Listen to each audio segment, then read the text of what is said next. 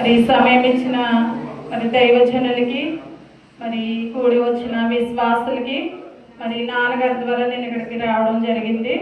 మరి మీ అందరికీ ప్రత్యేకమైన వందనాలు చెల్లించుకుంటున్నాను.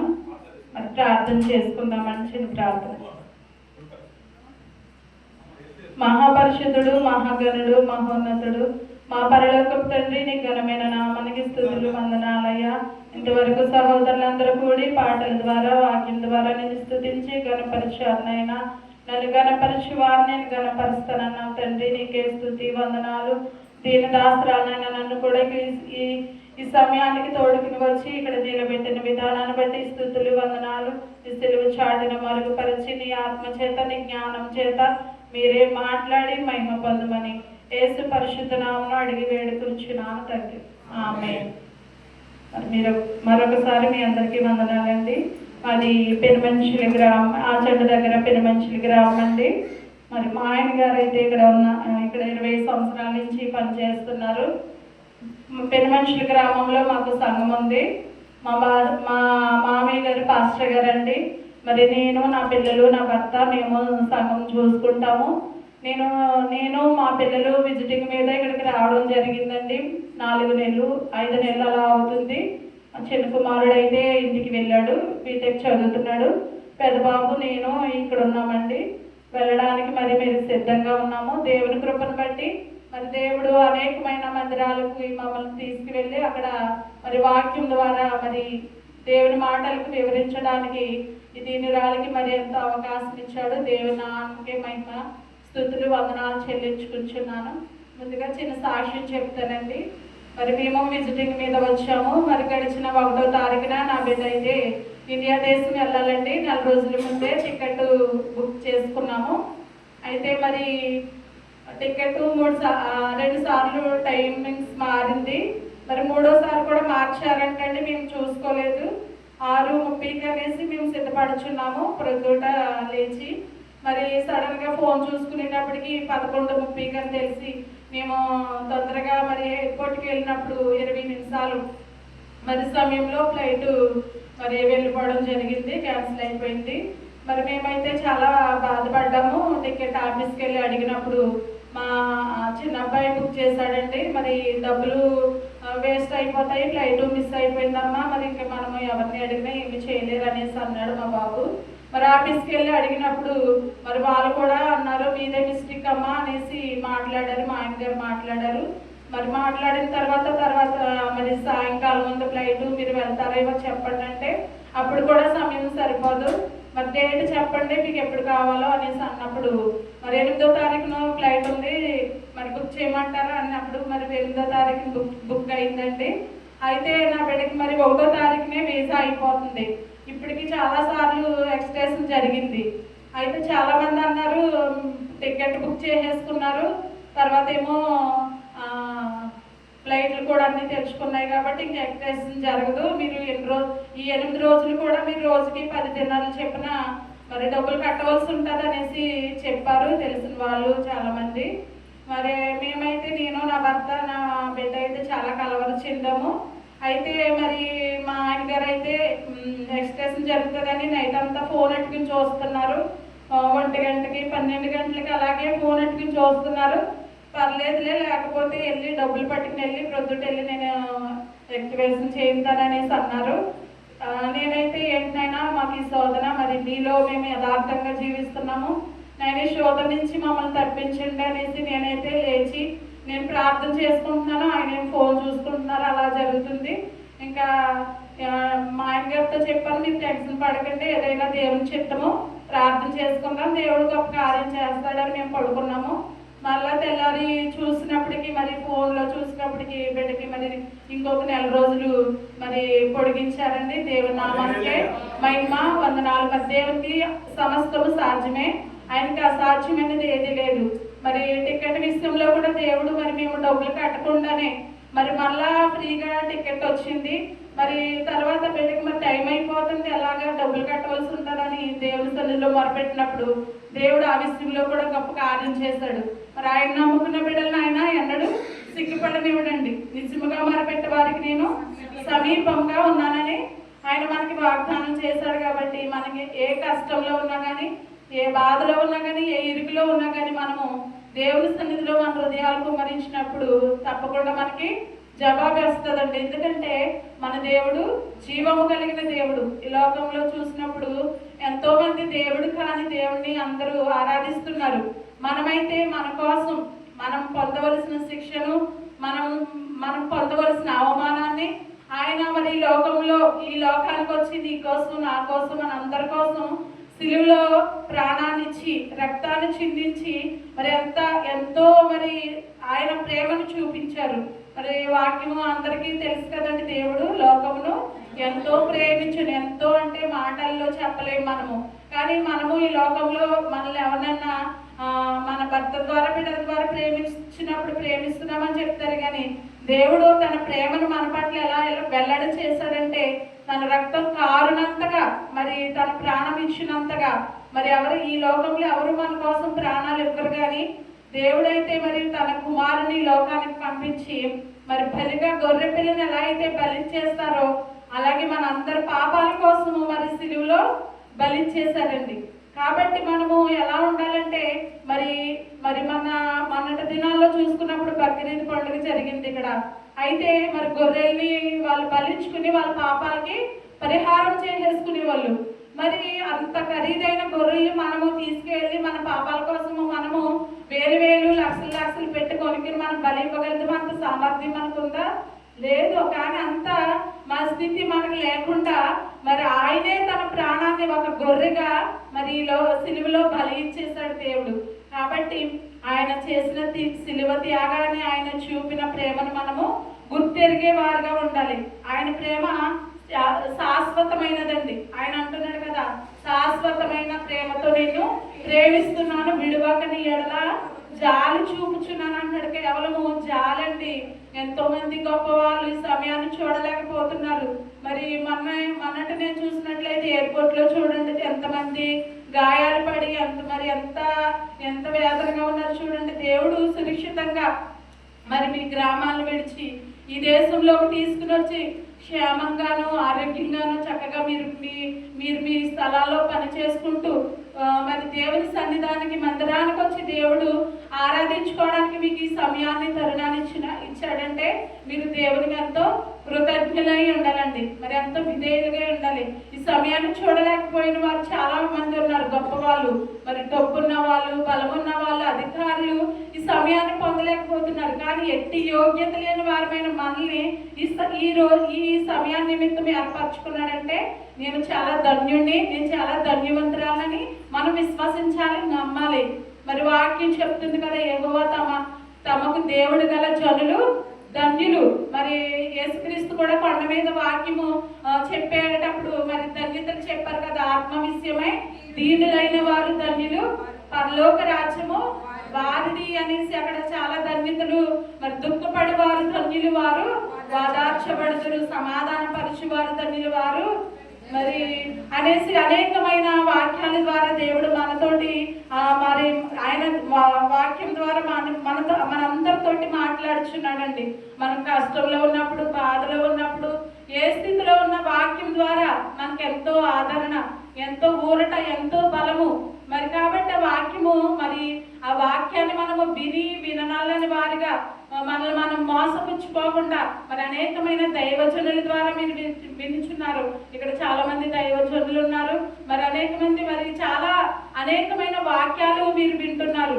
వినివారు మాత్రమే మీరుండి మిమ్మల్ని మీరు మోసపరుచుకోకుండా మరి ఏవైతే దైవజనుల ద్వారా మీరు ఏవైతే చెప్పబడుచున్నదో, ఏ వాక్యం అయితే మాట్లాడుచున్నదో ఆ ప్రతి మాటను హృదయంలో భద్రపరుచుకుని వాక్యానుసారంగా నడుచుకుంటే మీరు ధన్యులని దేవుడు వాక్యం చెప్తుంది కదా. ధన్యత మనం పొందుకోవాలంటే ఆ వాక్యాన్ని అనుసరించి నడుచుకోవాలని పరిశుద్ధ గ్రంథము చెప్తుంది. మరి పరిశుద్ధ గ్రంథంలో చూసుకున్నప్పుడు మనకి అనేక మంది భక్తులు కనపడుతున్నారండి.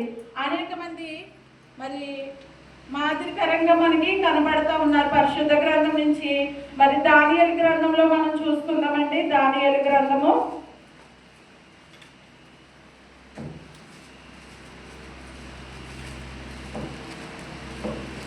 3వ అధ్యాయం తీద్దామా. దానియేలు 3వ అధ్యాయం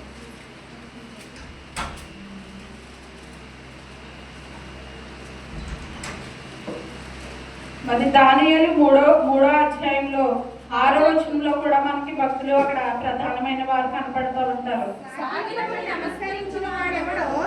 3 మొదటి నుంచి చదవమ్మా కొన్ని వచనాలు. దానియేలు బంగారం ప్రతిమ ఒకటి చేయించి బబులోను దేశంలోను దూరాయను మైదానములోను దాన్ని నిలబెట్టి అది 600 మూరల ఎత్తును 6 మూరల ఎడల్పును ఉండేది. చాలా మరి ఇక్కడ ఈ చాలా సార్లు వినే ఉంటారు మరి మీరు వాక్యము. మరొకసారి మనము ఈ వాక్యం ఇక్కడ 3 యవనస్తులు కనపడుతూ ఉన్నారు మనకి. వాళ్ళు ఎవరంటే శద్రకు, మోసేకు, అబేద్నెగో. చాలా సార్లు మనం చిన్నప్పటి నుంచి వీళ్ళ పేర్లు మరి సండే స్కూల్ డేస్ నుంచి ఇప్పటి వరకు వింటూనే ఉండవచ్చు. కానీ వీళ్ళు చాలా ప్రధానమైన వారుగా మరి యవ్వన కాలంలో వారి యవ్వన జీవితాన్ని వాళ్ళ యొక్క యవనస్తులందరికీ ఒక మాదిరికరంగా వాళ్ళు అక్కడ కనపడుతున్నారండి. ఇక్కడ మరి రాజుగారు నెబుకద్నెజరు బంగారు ప్రతిమ ఒకటి మరి అక్కడ నిలబెట్టించి మరి అక్కడ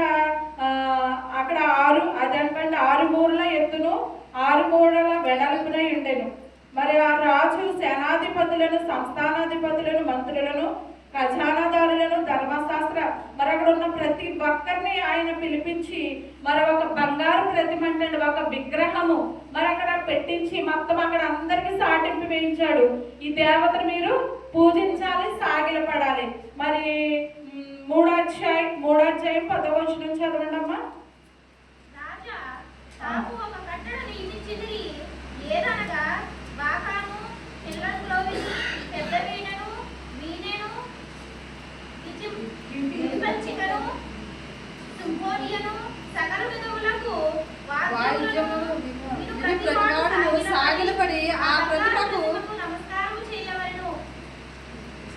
సాగిలపడి నమస్కరింపబడిన వాడెవడో వాడు మండుచున్న అగ్నిగుండంలో వేయబడతాడంటండి.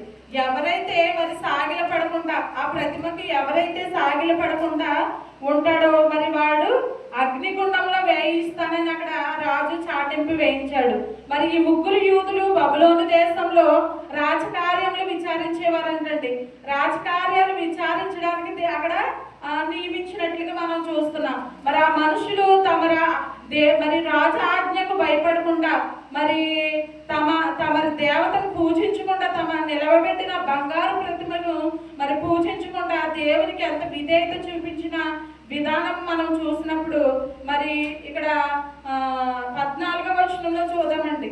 శద్రకు, మోసేకు, అబేద్నెగో మీరు నా దేవతను పూజించట్లేదనియు నేను నిలవబెట్టించిన బంగారు ప్రతిమకు నమస్కరించట్లేదనియు నాకు వినబడినది నిజమా అని మరి అక్కడ రాజుగారు అడుగుతున్నారు. ఈ 3 యవనస్తులైతే మరి ఆ దేశమంతా సాగిలపడి మరి వీణ వాయిద్యాలు అక్కడ పెట్టి ఎన్నో మరి అధికారులందరూ వచ్చి అక్కడ ఉన్న దేశ నాయకులందరూ వచ్చి ఆ విగ్రహాలకు సాగిలపడి పూజిస్తున్నారు. మరి గొప్ప గొప్ప అధికారులు, పెద్దలు కాడి చిన్నలు కాడించి ప్రతి ఒక్కరు వచ్చి ఆ బంగారు ప్రతిమను పూజిస్తున్నారు. కానీ ఈ 3 యవనస్తులు రాజ ఆజ్ఞ కూడా భయపడకుండా దేవుని మాటకు లోబడ్డారండి. దేవునికి విధేయత చూపించారు. మరి వాళ్ళ భక్తిని వాళ్ళు కనపరుచుకున్నారు. మరి మన భక్తి ఎలా ఉంటుందంటే కష్టం వచ్చినప్పుడు, నష్టం వచ్చినప్పుడు అసలు దేవుడు ఉన్నాడా లేడా అని మన విశ్వాసంలో మనమైతే సన్నగిలిపోతాము. మరి ఇక్కడ చూడండి, మరి రాజుగారు అన్నారు, ఎవరైతే ఆ బంగారు ప్రతిమకు సాగిలపడి మొక్కరో వారిని నేను మరి అగ్నిగుండ మరి అక్కడ మండే గుండంలో వేయిస్తానని అక్కడ చెప్పినప్పటికీ వాళ్ళు మరి భయపడకుండా మరి దేవునికి భయపడ్డారండి. దేవుని ఆజ్ఞకు లోబడ్డారు. దేవుని మాటకు విధేయత చూపించారు. అక్కడ మనుషుడికి భయపడలేదు. ఎందుకంటే మన దేవుడు జీవము కలిగిన దేవుడు, గొప్ప దేవుడు, బలవంతుడు, శక్తివంతుడు, గొప్పవాడనేసి వాళ్ళు ధైర్యంగా నిలబడ్డారండి. మరి మనము మన కుటుంబాల్లో చిన్న వ్యాధి వచ్చినప్పటికీ, చిన్న కష్టం వచ్చినప్పటికీ, చిన్న బాధ వచ్చినప్పటికీ, అయ్యో ఈ బాధ నాకు పోతుందా, ఈ వ్యాధి నన్ను విడిచిపోతుందా, ఈ కష్టం నన్ను తొలగిపోతుందని మన హృదయాలు ఎంతో మనోవేదన కృంగిపోతాము. మరి కలవరపడతాము. దేవుడు అసలు ఉన్నాడా అనే ఆ సందేహం కూడా మనలో వచ్చేస్తుందండి. దేవుని మీద అపనమ్మకం వచ్చేస్తుంది. మరి ఈ 3 యవనస్తులను చూసుకున్నప్పుడు వాళ్ళ భక్తిని చూడండి ఎలాగా కనపరుస్తున్నారో. మరి దేశమంతా వెళ్ళి అక్కడ సాగిలపడి మొక్కుతుంది. కానీ వీళ్ళ 3 ముగ్గురు చూడండి ఎంత దేవుని ఎంత భయభక్తులు కలిగి మరి అక్కడ దేవునికి విధేయత చూపించారో చూడండి. దానియేలు 3:16 చూసుకుందామండి.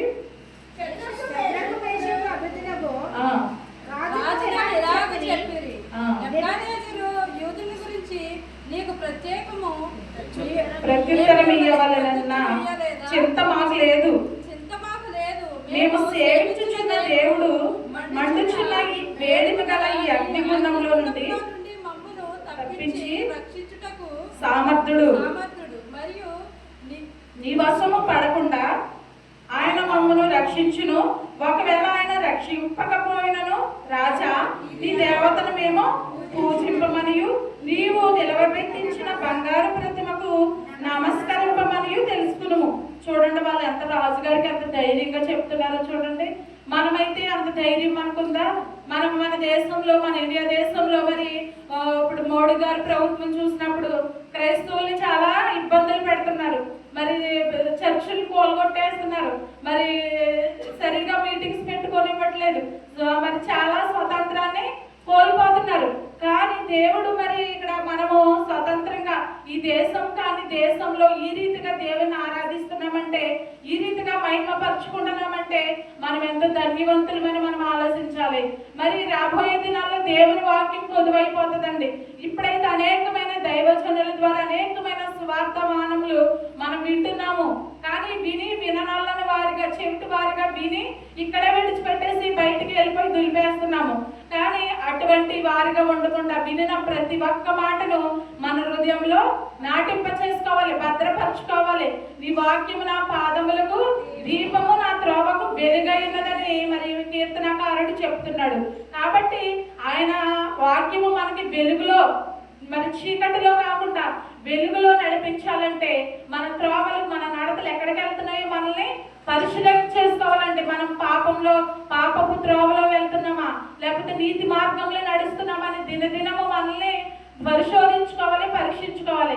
దావీదు భక్తుడు అండి 139 లాస్ట్ వచనంలో మనకి కనపడుతుంది.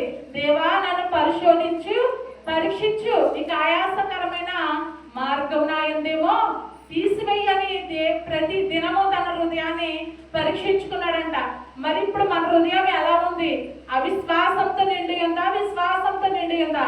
మరి ఇక్కడ ఈ ముగ్గురు యవనస్తులు ఒక గొప్ప ఆపద వచ్చింది. మరి అగ్నిగుండంలో వేసేస్తానన్నా కానీ వాళ్ళ విశ్వాసం నుండి తొలగిపోకుండా ఎంత విశ్వాసం కనపరుస్తున్నారంటే, రాజా నీవు మరి ఆ మండుచున్న అగ్నిగుండంలో మమ్మల్ని పడవేసినా పర్లేదు కానీ నువ్వు పెట్టించిన బంగారు ప్రతిమకు మేము మొరొక్కమో నమస్కారం చేయము, సాగిల పడమని ఎంత రూఢిగా చెప్తున్నారో చూడండి. అంత ధైర్యం మనకుందా? ఇప్పుడు సపోజ్ మన దేశంలో చూసుకున్నప్పుడు మనకి ఏదైనా చట్టం వచ్చిందని ఇదిగో మరి మీరు వస్తుందండి. రాబోయే దినాల్లో మనకి ఇటువంటి చట్టాలు కూడా వస్తాయి. మరి మీకు మరి మందిరానికి వెళ్తున్నారు, ఇదిగో రేషన్ కార్డు తీసేస్తాం, ఆధార్ కార్డు కట్ చేస్తాం, ప్రభుత్వం నుంచి వచ్చిన ఏది మీకు రాదు అనేసి అంటే మరి చాలా మంది దేవుని మందిరానికి వెళ్ళడము మానేస్తారు. మరి ఆ క్రైస్తవుల జీవితాలు ఎలా ఉన్నాయంటే అవిశ్వాసంతో అల్ప విశ్వాసంతో కూడి ఉన్నాయండి. ఎంతో మంది మరి అన్యులు మారిపోతున్నారు. మరి వాళ్ళ చెట్లని మరి రాళ్ళని పూజించి మరి ఇప్పుడు నిజమైన దేవుడిని అంగీకరించి వాళ్ళు ఎంతో విశ్వసిస్తున్నారు. కానీ మనం అందరము పుట్టి క్రైస్తవులమైనా కానీ మరి మనలో అనేకమైన సందేహాలు, భయాలు, కలవరాలు, మరి ఆందోళనలు, కానీ అటువంటి సందేహం మనలో లేకుండా మనకి ఎటువంటి భయంకరమైన విపత్తు వచ్చినా కానీ మన విశ్వాసాన్ని కాపాడుకోవాలండి. అపోస్తులైన పౌలు గారు చెప్తున్నారు కదా, మరి అపోస్తులైన పౌలు మరి ఆయన అంటున్నాడు, మరి నా పరుగు కడముట్టించింది, నా విశ్వాసం కాపాడుకుంటున్నా అన్నాడు. విశ్వాసాన్ని కాపాడుకోవాలండి. మన విశ్వాసం ఎలా ఉందంటే మరి ఇక్కడ ఒక వాక్యం చదువుకుందామండి. రోమా 10:17 చదవండి అమ్మా. రోమీ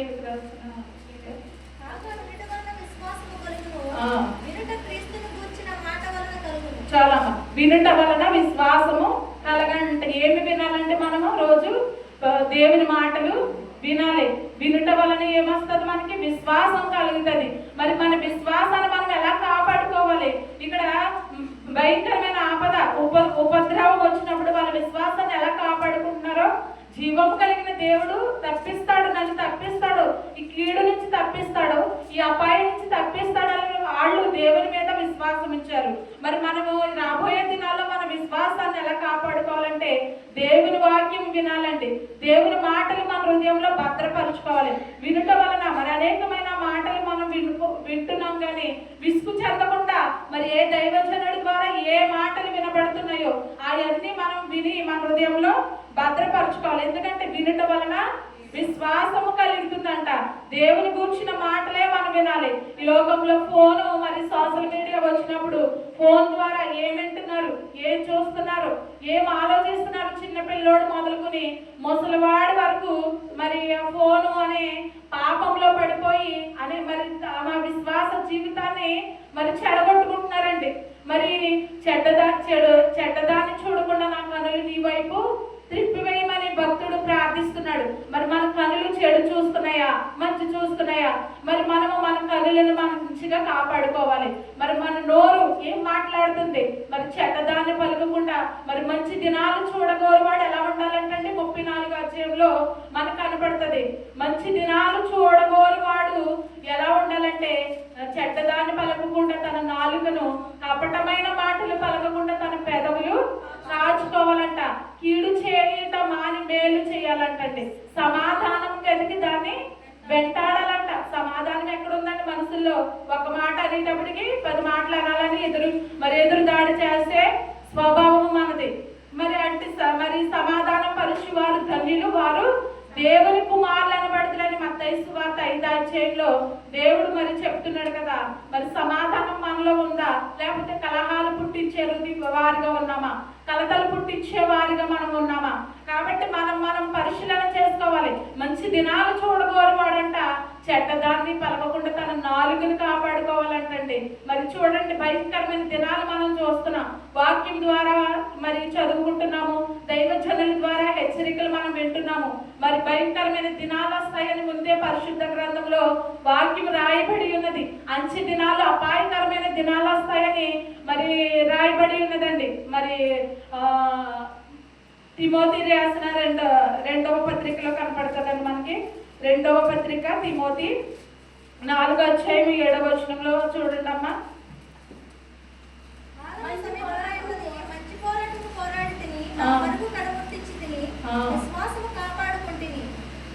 చాలా ఇక్కడ మరి పౌలు గారు పలుకుతున్నారు, మంచి పోరాటం. ఈ లోకంలో మనం ఏ పోరాటము? పాపంతో పోరాడుతున్నామా, లేకపోతే దేవునితో పోరాడుతున్నామా? మన పోరాటం ఎలా ఉంది?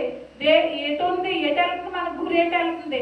మనం చనిపోతే ఎక్కడికి వెళ్తామో మనము పరీక్షించుకోవాల్సిన అవసరత ఎంతైనా ఉన్నది. ప్రకటన గ్రంథము 21వ అధ్యాయం 8వ వచనం చూడండి అమ్మా. ప్రకటన 21:8. పిరికి వారును, అవిశ్వాసులను, అసహ్యులను, నరహంతకులను, వ్యభిచారులను, మూర్ఖులను, మాంత్రికులను, విగ్రహారాధికులను, అబద్ధికులను అగ్నిగంధకములో. చూడండి, మరి ఎవరు మరి అటువంటి క్వాలిటీస్ ఏమైనా మనలో ఉన్నాయా అని మనం పరీక్షించుకోవాలి. మరి అబద్ధికులంట, విగ్రహారాధికులంట, వ్యభిచారులంట, అవిశ్వాసులంట, పిరికివారంట. మరి ఇక్కడ యవనస్తులు 3 పిరికివారుగా ఉన్నారండి. వాళ్ళ ధైర్యాన్ని వాళ్ళు కనపరుచుకున్నారు. మరి గొప్ప ఆజ్ఞ రాజుగారు అక్కడ చాటించినప్పటికీ వాళ్ళు రాజా ఆజ్ఞకు భయపడలేదు. కానీ మరి దేవుని ఆజ్ఞని వారు మరి భయపడి వాళ్ళ విశ్వాసాన్ని వాళ్ళు కాపాడుకున్నట్లుగా చూస్తున్నాం. మరి అవిశ్వాసము మనలో ఉందా? పిరికితనం మనలో ఉందా? మరి వ్యభిచార క్రియలు మనలో ఉన్నాయా? మరి కాబట్టి మరి ఇటువంటి మరి అసహ్య కార్యములు చేసే హృదయం మనలో ఉందా అని మన హృదయాన్ని మనం నడవడిక ఎక్కడుంది అని మనం పరిశీలించుకోవాలి. ఎందుకంటే అగ్ని గంధకంలో పడవేస్తారంట వీళ్ళందరూ. మరి అగ్ని గుండంలో 2వ మరణం అంటండి. అగ్ని ఆరదు, పురుగు చావదని వాక్యం ప్రకటన గ్రంథంలో చెప్తుంది. కాబట్టి మరి మన క్రియలు భూమి మీద ఎలా ఉంటున్నాయి పరిశీలించుకోవాల్సిన అవసరం ఉంది. మరి మన జీవితం కొద్దిగానే ఉంది, మన ఆయుస్సు తగ్గిపోతుందండి. మరి నేను బలవంతుడిని కదా, జ్ఞానవంతుడిని కదా, నేను తెలివైన వాడిని కదా, నేను ధనమున్న వాడిని కదా, ఆస్తిని సమకూర్చుకున్నాను కదా, నేను చాలా కాలం బ్రతికేస్తానని మనం అనుకోవచ్చు. కానీ మరి ప్రతి దానికి వారంటీ ఇస్తున్నారు కానీ మన ప్రాణాలకు వారంటీ లేదు, శాశ్వతం లేదు. మన ప్రాణాలకు దేవుడు ఎప్పుడు పిలుచుకుంటాడో మనకు తెలియదు. మరి మనం అందరం సమకూడి ఈ రీతిగా ఉన్నాము. ఇప్పుడే ఆయన పిలుపు వస్తే ఆయన సన్నిధికి వెళ్ళవలసిన వారమై ఉన్నాము. కాబట్టి ఆయన పిలుపుకు సిద్ధపడే వారిగా మనం ఉండాలి. బుద్ధి కలిగిన కన్యకలు, బుద్ధి లేని కన్యకల గురించి మన అందరికీ తెలుసు కదండి. మరి వారు బుద్ధి కలిగిన వారు తన దివిటీలు ఎలా సిద్ధపరుచుకున్నారో, బుద్ధి లేని వారు ఎలాగ అజాగ్రత్తగా ఉన్నారో మనకి తెలుసు. కాబట్టి బుద్ధి కలిగిన కన్యకల వలె స్త్రీలమైన మనము మన హృదయాలు దేవుని సన్నిధానానికి దగ్గరగా ఉండాలి. ప్రార్థన అనే ధూపం ద్వారా విశ్వాసంతో నింపుకోవాలి, ప్రార్థనతో నింపుకోవాలి, మంచితో నింపుకోవాలి. మన హృదయం ఎప్పుడు శుద్ధంగా కాపాడుకోవాలి. కాబట్టి బుద్ధి కలిగిన కన్యకలు మెలుగుగా ఉండి మరి దేవుడు రాకడ కోసం ఎలాగ ఎదురు చూసారో, కాబట్టి మనము కూడా మన విశ్వాసాన్ని కాపాడుకుంటూ ముందుకి కొనసాగాలండి. ఎందుకంటే కడవరి దినాల్లో మనం ఉన్నాము, అంచె దినాల్లో ఉన్నాము, అపాయకరమైన దినాల్లో మనము జీవిస్తున్నాము. ఏ సమయాన్ని ఏమి జరుగునో మనకి తెలీదు. మనము ఈ లోకంలో మనకి ఏది శాశ్వతం కాదు. మరి కాబట్టి మరి ధనికుడైనా, ధనవంతుడైనా, గొప్పవాడైనా, అధికారైనా, ఎవరైనా ఈ లోకంలో మరణించాలి. కాబట్టి మన అందరం విశ్వాసాన్ని కాపాడుకుంటూ దేవుని రాకడ కొరకు మనల్ని మనం సిద్ధపరచుకోవాలి. ఎందుకంటే ఇక్కడ మరి ఈ యవన బిడ్డలు ఎంత వారి విశ్వాసాన్ని ఎలా కాపాడుకున్నారో మరి మనకి ఒక మాదిరికరంగా మనం కనపడతా ఉన్నారు. మరి వీళ్ళకి కష్టం వచ్చినా కానీ, మరి ఎంతో భయంకరమైన విపత్తు వచ్చినా కానీ అంటున్నారు కదా, మేము సేవించుచున్న దేవుడు మండుచున్న వేడిమి గల ఈ అగ్నిగుండంలో నుండి మమ్మల్ని తప్పించి రక్షించుటకు సామర్థ్యుడు. 17వ వచనం అండి, సామర్థ్యుడు మరియు నీ వశమున పడకుండా ఆయన మమ్మను రక్షించును. ఒకవేళ ఆయన రక్షింపకపోయినను రాజా ఈ దేవతను మేము పూజించమని వాళ్ళ విశ్వాసాన్ని, వాళ్ళ భక్తిని, వాళ్ళ విధేయతను వాళ్ళు కనపరుచుకుంటున్నారండి. మరి సమయాలు గ్రంథంలో మనం చూసుకున్నప్పుడు మరి అక్కడ ఒక మాట ఉంటదండి. సమయాలు 15వ అధ్యాయం 22వ వచనంలో, 1వ సమయాలు అనుకుంటండి, అక్కడ ఒక వచనం మనకి కనపడుతుంది. ఏమనంటే మరి బలులు అర్పించుట కంటే ఆజ్ఞను గైకొనుటయు, పొట్టేళ్ళు అర్పించుట కంటే మాట వినుటయు శ్రేష్టం అంటున్నారండి.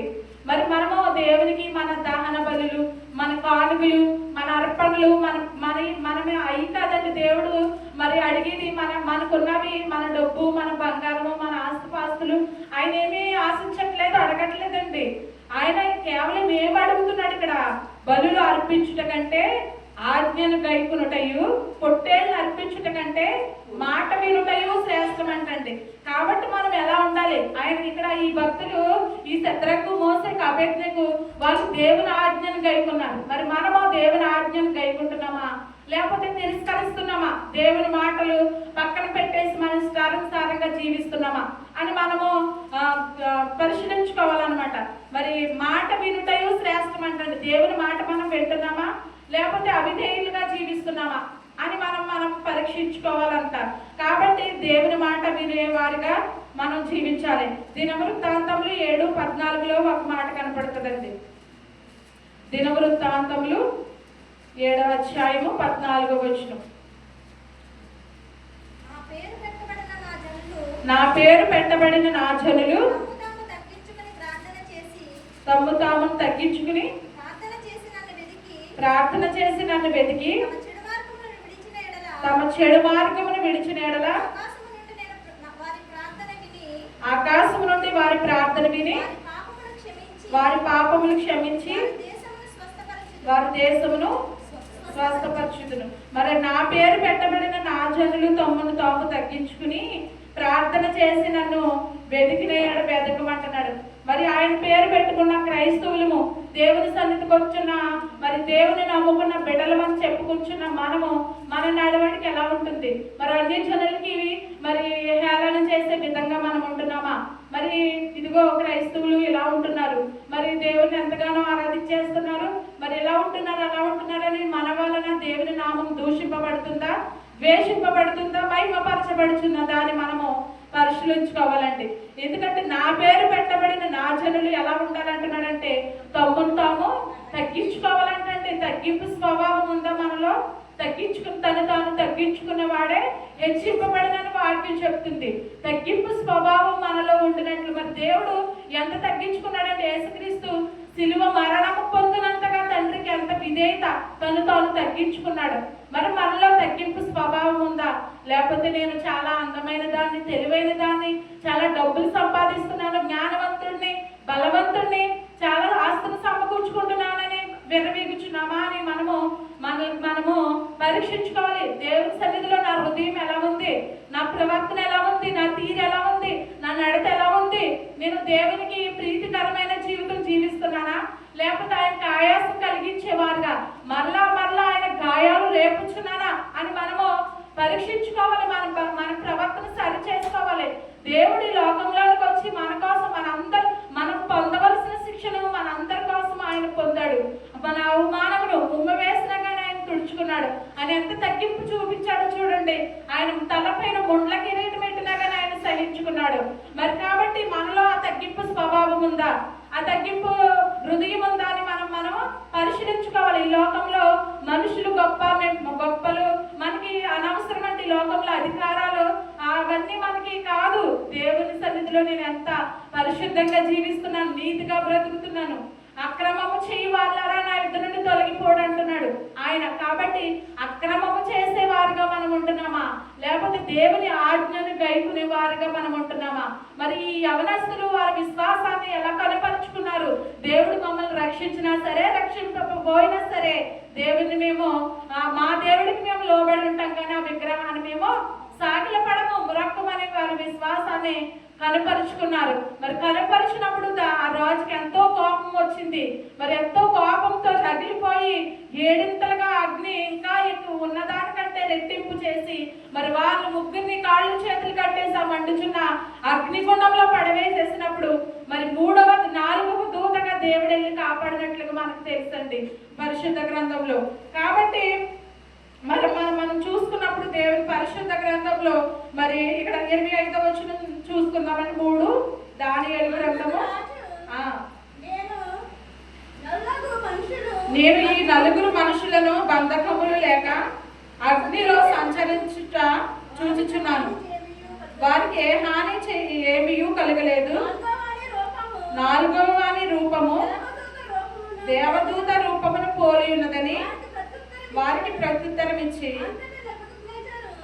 అంతటా నెబుకద్నెజరు వేడిమి కలిగి మండుచున్న ఆ గుండము వాకిలి దగ్గరికి వచ్చి శద్రకు మోషేకు అబేద్నెగో వారులారా, మహోన్నతుడగు దేవుని సేవకులారా, బయటకు వచ్చి నా యొద్దకు రండి అని పిలువగా శద్రకు మోషేకు అబేద్నెగో ఆ అగ్నిగుండంలో నుండి బయటకు వచ్చిరి.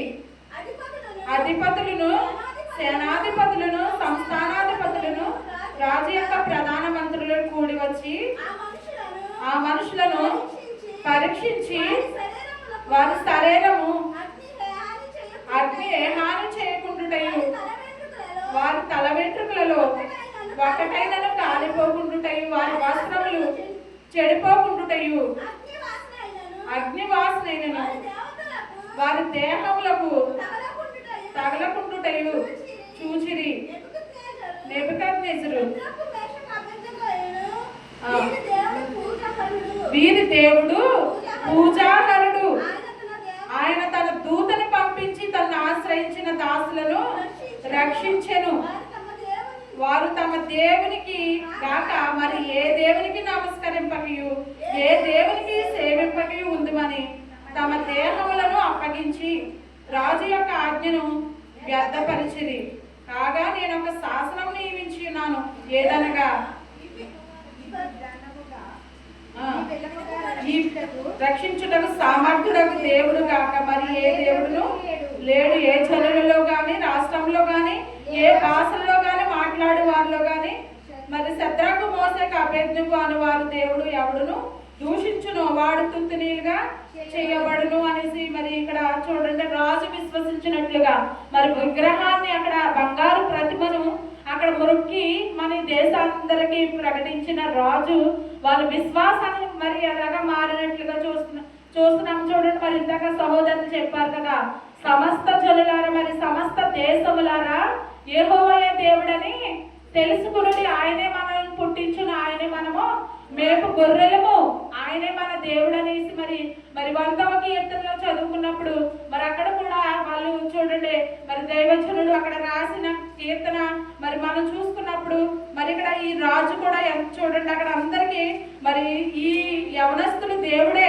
శద్రకు మోసేకు దేవుడే, మహోన్నతుడకు దేవుని సేవకులారా బయటకు వచ్చి నా యొద్దకు రండి అని పిలుస్తున్నాడండి. మరి చూడండి ఎంత గొప్ప కార్యం, మన దేవుడు ఎంత శక్తివంతుడు, ఎంత సామర్థ్యుడు. అగ్నిగుండం నుంచి వాళ్ళని చిన్న వెంటుకైనా చిన్న వస్త్రమైన కాలకుండా దూతను పంపించి మరి ఆయన వాళ్ళతో ఉండి ఎలాగా మరి వాళ్ళకి ఏ హాని కలగకుండా వాళ్ళ విశ్వాసం అంత దృఢంగా ఉంది, వాళ్ళ విశ్వాసం అంత నమ్మకంగా ఉంది. మరి మన విశ్వాసం ఎలా ఉంది? మనలో సందేహం ఉందా? మనలో అపనమ్మకం ఉందా? మరి వాళ్ళు మనుషులే, మనము మనుషులే. మన కుటుంబాల్లో కూడా అటువంటి అగ్ని వంటి శ్రమలు రావచ్చండి, అగ్ని వంటి బాధలు రావచ్చు, అగ్ని వంటి నిందలు రావచ్చు. వాటన్నిటి నుంచి దేవుడు తప్పించగల సామర్థ్యుడు, శక్తివంతుడు, బలవంతుడు మన దేవుడు. కాబట్టి ఆ యవనస్తులకున్న విశ్వాసం మనందరికీ ఉండినట్లయితే మన కుటుంబాల్లో కూడా, మన బిడ్డల జీవితాల్లో, మన భర్తల జీవితాల్లో, మన సహోదరుల జీవితాల్లో అద్భుతాలు చేయగల సామర్థ్యవంతుడుగా, శక్తివంతుడుగా, బలవంతుడుగా ఆయన ఉన్నాడు. కాబట్టి నమ్మి విశ్వసించాలి. కాబట్టి అటువంటి విశ్వాసం మనకు ఉందా లేదని మనము పరీక్షించుకోవాలండి. ఎలా అయితే అపోస్తుడైన పౌలు తన విశ్వాసాన్ని కడవరకు కాపాడుతున్నాడో, ఇక్కడ కూడా ఈ శద్రకు మోసేకు అబేద్నెగోలు వారు మరి మమ్మల్ని రక్షించినను రక్షింపకపోయినను మేము ఆ ప్రతిమకు మొక్కమని ఎలాగైతే దృఢమైన విశ్వాసాన్ని వాళ్ళు కనపరుచుకున్నారో చూడండి. మరి ఇక్కడ కీర్తన 119:9 వచనంలో చూసుకున్నప్పుడు యవనస్తులు దేని చేత తమ నడతను శుద్ధిపరుచుకుందరు అని వాక్యం చెప్తుంది. వాక్యము చేత అండి. పరిశుద్ధ గ్రంథంలో ఉన్న ప్రతి ఒక్క మాట మనల్ని పరిశుద్ధులుగా చేస్తుంది, పవిత్రులుగా చేస్తుంది. కాబట్టి జాగ్రత్తగా ప్రతి మాటని మనం జాగ్రత్తగా, యవన స్త్రీలైనా సరే, యవనస్తులైనా సరే, పురుషులైనా పెద్దలైనా ప్రతి ఒక్కరు కూడా తమ నడతను దేవుని వాక్యాన్ని బట్టి పరిశుద్ధపరుచుకోవాలి. దేవుని వాక్యాన్ని బట్టి విశ్వాసాన్ని కాపాడుకోవాలి. దేవుని వాక్యాన్ని బట్టి బలవంతులుగా ఉండాలి. దేవుని రాకడ వరకు ఈ లోకంలో దేవుని సన్నిధికి వస్తున్నాము వెళ్తున్నామంటే కాదు, కానీ మనం చనిపోయేంత వరకు మన విశ్వాసాన్ని, మన భక్తిని మనం కాపాడుకున్నట్లయితే మరి అపోస్తుడైన పౌలు పలికిన విధంగా నా పరుగు కడముట్టించిందని, నా కొరకు ఒక జీవ కిరీటము దాచబడినదని ఆయన ఎంత రూఢిగా చెప్తున్నాడో, మరి మనము కూడా నేను చనిపోయిన తర్వాత నాకు కూడా ఒక కిరీటం ఆయన దాచించాడు అనేసి మనం కూడా విశ్వసించినట్లయితే మరి ఆయన సన్నిధిలో మనం చనిపోయినా కానీ దేవుని రాజ్యంలో యుగాలు బ్రతికే వారిగా ఉంటామండి. కాబట్టి మనకి ఎన్నో భారాలు ఉంటాయి, మరి మనసులో ఎన్నో సమస్యలు ఉంటాయి, ఎన్నో ఇబ్బందులు ఉంటాయండి, ఎన్నో ఇరుకులు ఉంటాయి. కానీ వాటన్నిటిని తప్పించగల సామర్థ్యుడు, శక్తివంతుడు మన దేవుడు. కాబట్టి మనము దేవునికి విధేయత చూపించాలి. మమ్మల్ని తగ్గింపు స్వభావం కలిగి మరి దీన మనసుని ఎవడు మరి నా సన్నిధిని వణుకుచుండునో వానిని నేను దృష్టిస్తానంటున్నాడు. దేవుని సన్నిధికి వస్తున్న మనము దేవుని సన్నిధిలో వనకాలండి, మనుషులు కాదు కానీ దేవునికి మనము భయపడే వారిగా ఉండాలండి. దేవునికి విధేయులకు పిల్లల వలె ఆయనను పోలి ఆయన బాటలో నడుచుకున్నప్పుడు అండి మరి దేవుడు మరి శద్రకు మోసేకు అబేద్నెగోను అగ్నిగుండం నుంచి తప్పించిన దేవుడు నిన్ను నన్ను మనలందరినీ కూడా ఆయన తప్పించేవాడుగా ఉన్నాడు. కాబట్టి అటువంటి విశ్వాసం మనకి దయచేయాలని దేవుడిని ప్రార్థించేద్దాం. ఈ లోకంలో ప్రతి మనిషికి ఒక తోడు అవసరం అండి. భర్తకు భార్య తోడు అవసరం, భార్యకి భర్త తోడు అవసరం, మరి వృద్ధులకి పెద్దవారికి ఏమో బిడ్డల సహాయం అవసరం. ప్రతి ఒక్కరికి ఒక తోడు కావాలి. కానీ అందరూ మధ్యలో విడిచిపెట్టి వెళ్ళిపోతారు, కానీ మన దేవుడు మాత్రం మనం చివరి వరకు, మనం చనిపోయేంత వరకు మనతో తోడుగా ఉండి కాపాడేవాడు ఆయన. యెహోషువతో చెప్తున్నాడు కదా, నీవు భయపడకు, నిబ్బరము కలిగి ధైర్యముగా ఉండుము, నిన్ను విడువను, నిన్ను ఎడబాయను, జడియకు భయపడకని ఆయన వాగ్దానం ఇస్తున్నాడండి. ఇప్పుడు కూడా మన అందరితో చెప్తున్నాడు, మరి మీరు మీ కుటుంబాలు విడిచి, మీ బిడ్డలు విడిచి, భర్తలు విడిచి ఈ దేశంలో మరి కువైట్లో మీరు మరి ఇలాగా ఉంటున్నారంటే దేవుడు మీకు తోడై ఉన్నాడు. ఆయన మీ చుట్టూ దూతలు కాపుగా ఉంచాడు, కంచిగా వేస్తాడండి. మరి సురక్షితంగా ఆరోగ్యంగా పనిచేసుకుంటున్నారంటే కేవలము ఆయన కృప, ఆయన దయ, ఆయన జాలి, ఆయన మీ పట్ల చూపిస్తున్న ప్రేమ. ఎంతో మంది సమయాన్ని చూడలేకపోయారు, కానీ ఎట్టి యోగ్యత లేకపోయినా మనల్ని సజీవులుగా ఉంచాడంటే దేవునికి కృతజ్ఞులుగా ఉండాలండి. సజీవులే కదా నన్ను స్తుతిస్తారు, మన్ను నన్ను స్తుతించనా అని వాక్యం చెప్తుంది కదా. మరి సజీవులమై ఉన్న బ్రతికి ఉన్న మనము ఈ దేవుని నామాన్ని గొప్ప చేయాలి, దేవుని నామాన్ని స్తుతించాలి, దేవుని నామాన్ని మహిమపరచాలి. మనుషుల మెప్పులు ఘనతలు కాదండి. ఈ లోకంలో మనుషుల్ని ఏ విధంగానూ మనం మెప్పించలేము, కానీ దేవునికి మెప్పించేవారుగా, ఒప్పించేవారుగా, ఆయనకు విధేయత చూపించేవారుగా, బలా నమ్మకమైన మంచి దాసుడా, బలా నమ్మకమైన మంచి దాసురాలని మనము ఆయనతోటి వారసులుగా మరి ఉండినట్లయితే దేవుడు నన్ను నిన్ను చూసి ఎంతో ఆనందించేవాడుగా ఉంటాడండి. మరి చిన్న ఉదాహరణ చెప్తాను. మరి ఇద్దరు భార్యాభర్తలు ఉన్నారంటే బాబు గుర్రం మీద వెళ్తున్నారంట. వాళ్ళు గుర్రం ఎక్కి వెళ్తున్నప్పుడు అక్కడ చూసి కొంతమంది చూసి హేళన చేశారంట. వీళ్ళు ఇంత దున్నపోతుల్లాగా ఉన్నారు, మరి నడిచి వెళ్ళొచ్చు కదా, గుర్రం ఎక్కి వెళ్తున్నారు అనేసి మరి వాళ్ళు అంటున్నారంట. మరి వాళ్ళు మళ్ళా సగం దూరం వెళ్ళి దిగిపోయి మరి తన భార్యను ఎక్కించుకుని అతను నడిపించుకుంటూ వెళ్తున్నాడంట. వెళ్తున్నప్పుడు మరి చూడు, తన భర్తనేమో నడిపిస్తుంది, తన భార్య ఏమో గుర్రం మీద వెళ్తుంది, ఎంత వచ్చిందో చూడు ఈమెకి అన్నారంటండి కొంతమంది. మళ్ళా సగం దూరం వెళ్ళేటప్పటికి ఆమె కూడా దిగిపోయి ఇద్దరు నడుచుకుంటూ వెళ్తున్నారంట. వీళ్ళకి తెలివి లేదా, బుర్ర లేదా, మరి గుర్రం ఎక్కి వెళ్ళొచ్చు కదా, నడుచుకుంటూ వెళ్తున్నారు అనేసి అన్నారంట. మనుషులు మనము ఏ రీతిగా ఉన్నా కానీ మనకి ఏదో వంక పెడతానే ఉంటారు. మనుషులు మెప్పించలేము. మనుషుల మెప్పు ఘనత మనకి ఏది కాదు. మనం ఏ స్థితిలో ఉన్నా కానీ మనకి వేలెట్టి చూపిస్తారు, కానీ దేవుని మెప్పు కావాలండి. మరి ఆయన అంటున్నాడు, యథార్థవంతుల కంటే ఆయన ఏ మేలు చెయ్యక మానడంట. కాబట్టి మన హృదయం ఆయన ఎదుట ఎలా ఉండాలంటే యథార్థంగా ఉండాలి, పరిశుద్ధంగా ఉండాలి, పవిత్రంగా ఉండాలి. ఇక్కడ ఈ భక్తులు ఎంత గొప్ప శోధన వచ్చినా కానీ, ఇబ్బంది వచ్చినా కానీ, ఇరుగు వచ్చినా కానీ దేవుని మాట వినుట శ్రేష్టమని ఆయన ఆజ్ఞను ఎలా అయితే గైకున్నారో, మరి దేవుని మాట వినుట శ్రేష్టం కదా అని మరి దేవుని ఆజ్ఞను గైకుని దేవునికి ఎలా అయితే చూపించారో, కాబట్టి అటువంటి విధేయత భక్తిని కూడా మనము కనపరిచిన వారుగా ఉండాలి. మన విశ్వాసాన్ని మనము కాపాడుకోవాలి. మన విశ్వాసాన్ని ఎలా కాపాడుకోవాలంటే యేసుక్రీస్తు నా కొరకు, నా పాపాల కొరకు మరణించి 3వ దినమున తిరిగి లేచాడని నమ్మాలి. దేవుడు నాకు పరలోక రాజ్యం ఇస్తాడని నమ్మాలి. ఎందుకంటే నమ్మకమైన వారికంట మెండుగా దీవులు దయచేస్తాడంటండి ఆయన. మరి ఒక విశ్వాసులు అంటండి, మరి ఒక విశ్వాసుని ఆయన అడిగినప్పుడు, నీవు దేవుని మందిరానికి వెళ్తున్నావు కదా, నీ విశ్వాసము ఎలా ఉందంటే, మరి మా మందిరానికి వెళ్ళిన వాళ్ళు దేనినో నమ్ముచున్నావు నువ్వు అని అడిగినప్పుడు అన్నారంట, మా మందిరానికి వచ్చిన వాళ్ళందరూ మా పాస్టర్ గారి దేన్నైతే నమ్ముతున్నానో దాన్నే నేను నమ్ముచున్నాను అన్నాడంటండి. వాళ్ళు దేన్ని నమ్ముచున్నారు అంటే నేనేది నమ్ముచున్నానో వాళ్ళు కూడా అదే నమ్ముచున్నారు అన్నాడంటండి విశ్వాసి. కానీ మనం దేని నమ్ముచున్నాము, మన విశ్వాసం ఎలా ఉంది, మన హృదయ స్థితి ఎలా ఉందని మనం పరిశీలించుకోవాలన్నమాట. మన విశ్వాసము మన కోసం మరి ఆయన మరి యేసుక్రీస్తు నా కొరకు, నీ కొరకు, పాపాల కొరకు మరణించి 3వ దినాన తిరిగి లేచి మృత్యువును జయించి మరి ఆయన మరలా లేచి తండ్రికి కుడి పార్శ్వమున ఆసీనుడై ఉన్నాడని, మరి మరలా మనకి దేవుడు పరలోక రాజ్యం ఇస్తాడని మనము విశ్వసించాలండి.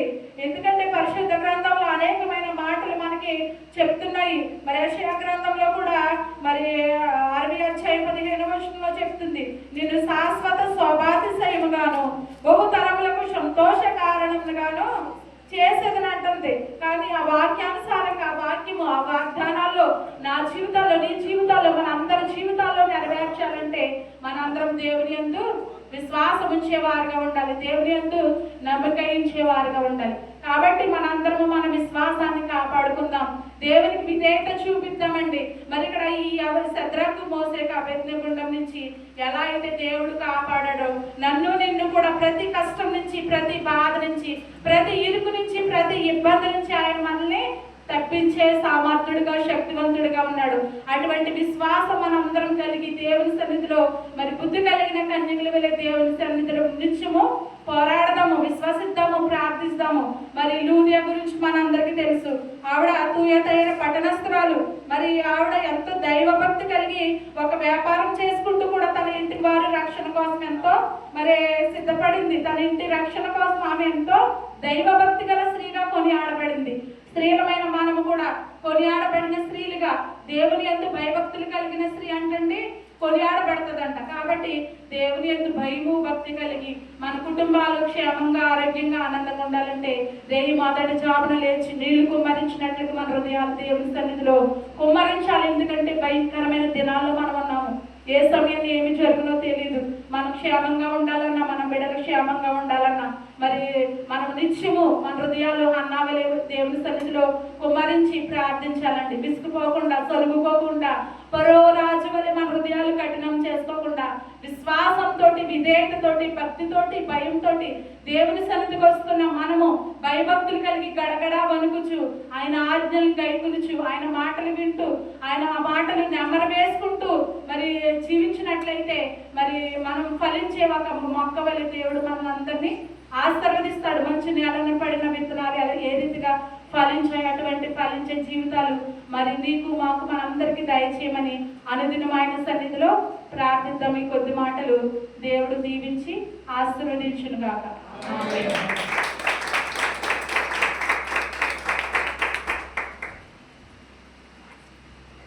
చాలా వందనాలండి. చాలా